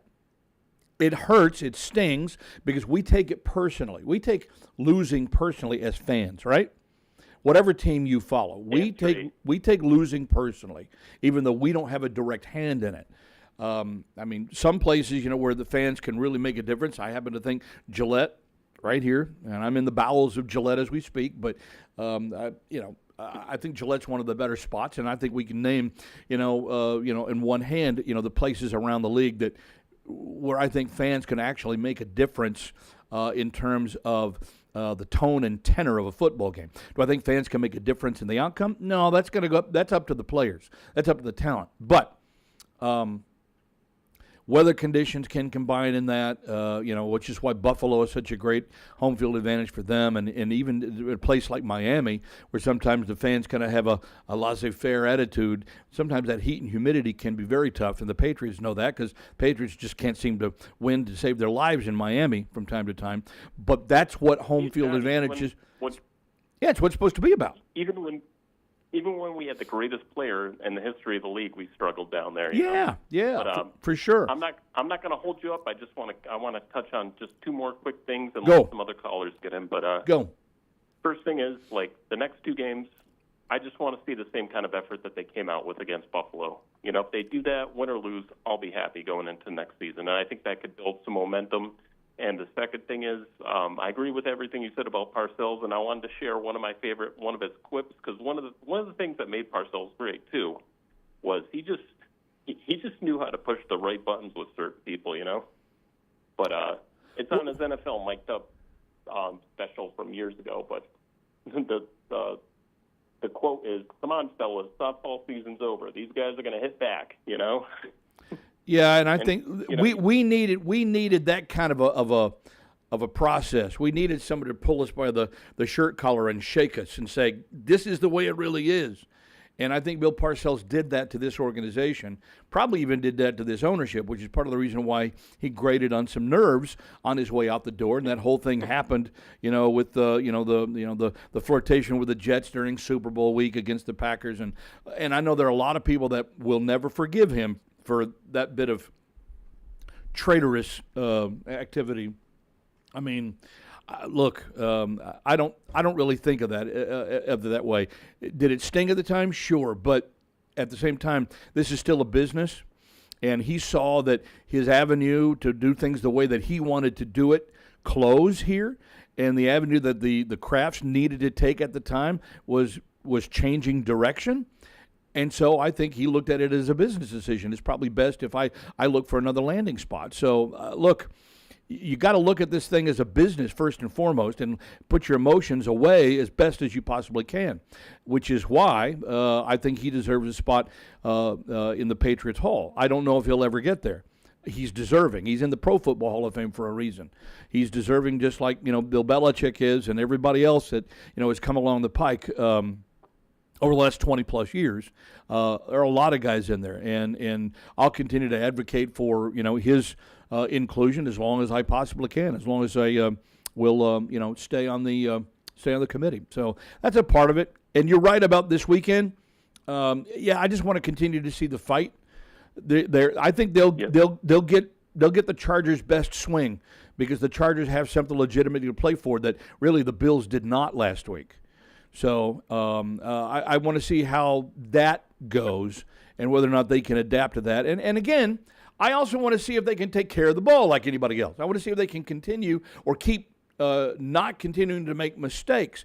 These are controllable mistakes that the Patriots are still making that should have been, taken care of in training camp that never came to fruition here during the regular season. And there are reasons for that. It's on the individual, sure, but there's something with the coaching that needs to be reevaluated here. There's something in the drills that, a guy like Ramondre Stevenson probably goes through that could help him or hurt him, whatever they're doing here, take better care of the football. And there's also, Drake May's a rookie. He had to know that, that play that, ended up being recovered for a touchdown on a backwards lateral because he couldn't get up the field. It's not supposed to be a lateral. It's supposed to be, a wheel route type of pass play that, he's got to be able to pull out of that somehow, some way and recognize that, hey, the Buffalo's got this figured out and not go through it. But again, these are all going to come with time. With effort, with a lot of different things that the Patriots just don't possess right now. Experience is the one thing that they need more than anything else, and they're getting it, which is why I was always an advocate, and we talked about this a lot earlier this year, Patty, but I was always an advocate for, hey, look, you drafted the guy 3, he needs to be playing. Well, before too long, it became, before too long, he got in there, and this is not anything negative to Jacoby Brissett.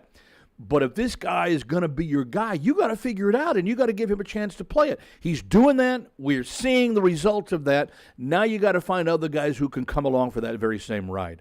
That's where this team is right now. Yeah, I agree. And real quick, I think Ramondre should reach out to Tiki Barber because if you remember, he had fumbling problems early in his career, and he corrected it somehow, some way. But I'll let you go so you can get more callers on the air. Merry Christmas to you and your family, John, and to all of the staff at Patriots.com. Thank you, Patty. Merry Christmas to you and yours. Appreciate you, my friend. That's interesting, Tiki Barber. Look, I think somebody that probably would have been really good at addressing this issue would have been Ivan Fears, who's the longtime Patriots running back coach who retired a couple of years ago.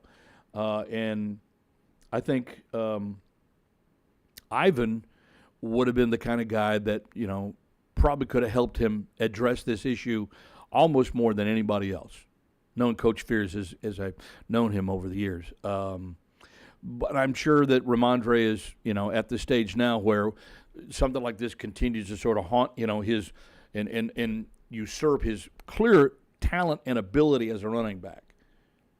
But I've got to, I can admit, I didn't think running back was really going to be on the list of needs for the Patriots for the next offseason. But I think you're not doing your job as an evaluator if you don't consider running back somewhere, either through free agency or maybe a middle to late round pick or whatever it might be. But you've got to build that up. And I am totally for Antonio Gibson returning. I think we've seen enough that he's got, life left where I'd like to see him come in and, if not legitimately challenged for the job, then, be that change of pace option. I'm in on it. I've been impressed with what I've seen from Gibson most of the entire year. I don't think, he's able to power his way through things, but very few guys after, 5-6 years in the NFL, very few guys are in position to do that because the game just beats you up. Just beats you up. This is why running backs aren't valued as highly any longer because of the abuse that they take. You get, if you're lucky, 3 or 4 really good years, and then skills start to wane because they just get physically abused out on the field. All right, so a couple of quick things I want to point out before we wrap up. And again, Patriots Unfiltered will be here at the top of the hour, and the guys will be here for their normal Christmas Eve program from 12 till 2 Eastern. And then we'll resume normal programming here on Patriots.com radio on Thursday after the Christmas Day holiday. Our show, by the way, next week, because of the Tuesday is New Year's Eve, and I have college basketball on New Year's Eve, and so rather than rush through a show or do it short or what have you on next Tuesday, we're going to move next week's show to Thursday. And I know sometimes it's difficult to know, I never know when these guys are on the air. Yeah, I get it. Hell, I never know when we're on the air sometimes. But our reason for being here is you, okay? That's why we're here. So we can talk football, talk strategy, talk whatever, but about the Patriots and about football with you, because we know, the diehard nature that you have here. That's why you're here with this show. That's why you're listening to it. That's why you're watching it. I understand that. And that's what gets us up and gets us motivated every time we do a show, because we know you're interested in it. And we try to bring something valuable to the table. We try to create conversation. You're not going to agree with everything that we say. You're not going to agree with hardly anything that we say sometimes. That's perfectly fine. I've never been offended by that, by the way.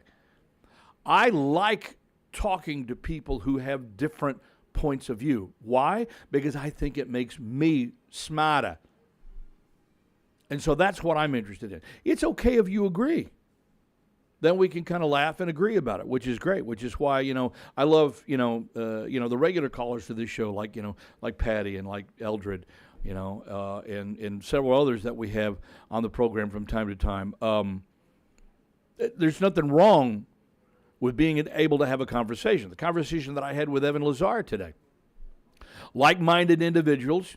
Evan knows a lot of X's and O's. He does a really good job, I think, of nitpicking things apart. Evan's kind of like Coach Lazar in that regard, and he's an intelligent, observer of the game. And he understands the why a lot, as well as the how in terms of the execution. I feel like I'm more of a reactionary person, but I think after covering, the NFL for better than 40 years myself, I've learned a thing or two more about the modern day game and why coaches and players act and react the way that they do. And so I try to share that with you. And it may be foreign to what you're thinking. It may be like, what is this guy thinking? Okay, I understand that. But again, this is all about point of view, so we can create conversation and exchange those points of view with each other in the hopes of understanding our sport and our team a little bit better. Kind of what we do. All right, one thing that Evan talked about before we got gone here, and by the way, no Russell today because he's already enjoying the Christmas holiday with his family. So happy holidays, Merry Christmas to my good friend Russell Baxter, Bax football guru. He will rejoin us next week, is my understanding.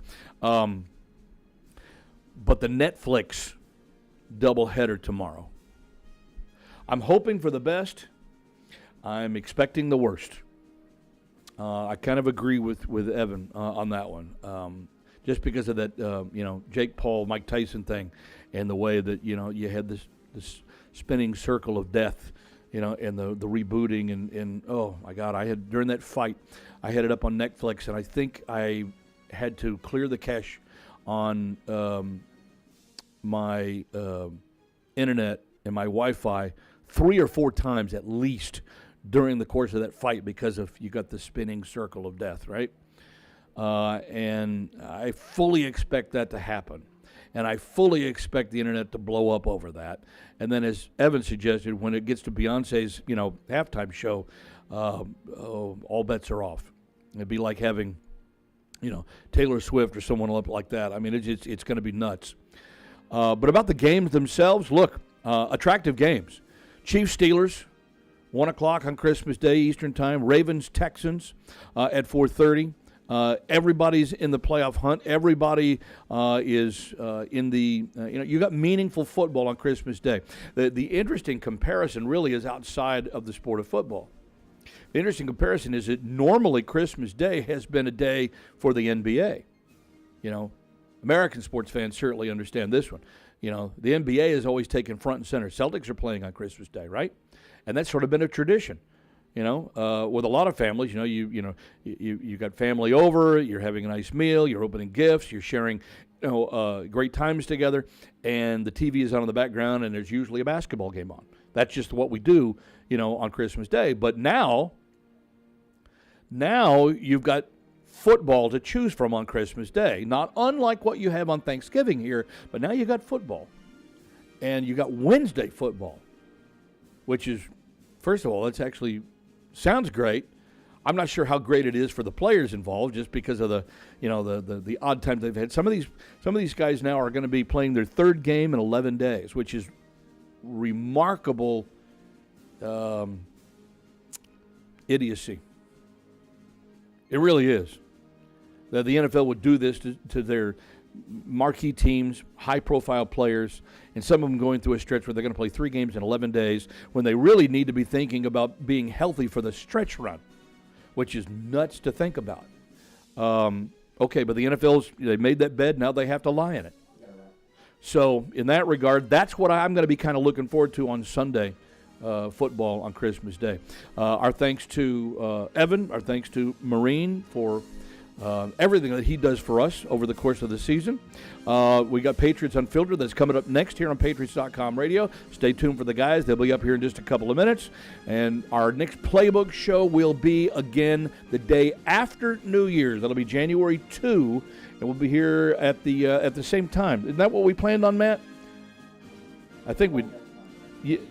Yeah, okay. There's a possibility we might move it to morning depending on the day after schedule, all right? Stay tuned to your social media channels. We'll put it out on X and we'll put it out on Facebook, and we'll do that, okay? Merry Christmas, Happy Hanukkah, Happy Holidays to all of you who watch this program and pay attention to the New England Patriots here on Patriots.com. Talk to you again next week. Thank you for downloading this podcast. Subscribe on Apple, Google Play, and everywhere else you listen. Like the show? Please rate and review us. Listener comments and ratings help keep us high in the podcast rankings so new listeners can find us. Be sure to check Patriots.com for more news and more podcasts.